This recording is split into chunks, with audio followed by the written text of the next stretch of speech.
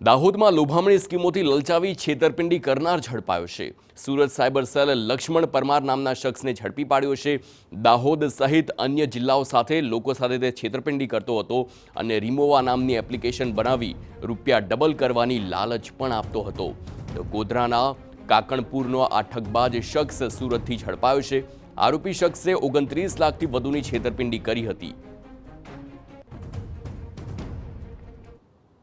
જે ફરિયાદી છે એમને તથા અન્ય સાહેદોને ઓનલાઈન રિમોવા નામની એપ્લિકેશન ઇન્સ્ટોલ કરી અને એની અંદર ટ્રોલી બેગ કે અન્ય બાબતોમાં અલગ અલગ સ્કીમ હેઠળ રોકાણ કરાવી અને એ રોકાણની સામે ખૂબ જ ઊંચું વળતર મળશે એ પ્રકારની લાલચ આપી એપ્લિકેશનમાં રોકાણ કરાવ્યું હતું અને રોકાણ કરાવ્યા બાદ કોઈ વળતર પણ નહીં આપી અને જે પૈસા હતા એનું ફ્રોડ થયું હતું। આ પ્રકારનો ગુનો દાખલ થયો હતો, જેમાં જિલ્લાના પોલીસ વડા ડૉક્ટર રાદીપસિંહ ઝાલા સાહેબના માર્ગદર્શન હેઠળ સાયબર ક્રાઇમની ટીમ દ્વારા ટેકનિકલ એનાલિસિસ કરતા ડિટેક્ટ થતા ગુનાના જે આરોપી છે લક્ષ્મણ પરમાર કે જેઓ મૂળ ગોધરાના રહેવાસી છે એમને પકડી પાડ્યા છે અને એમના ટોટલ 3 દિવસ જેટલા રિમાન્ડ પણ મળ્યા છે, જે પ્રોસેસ હાલમાં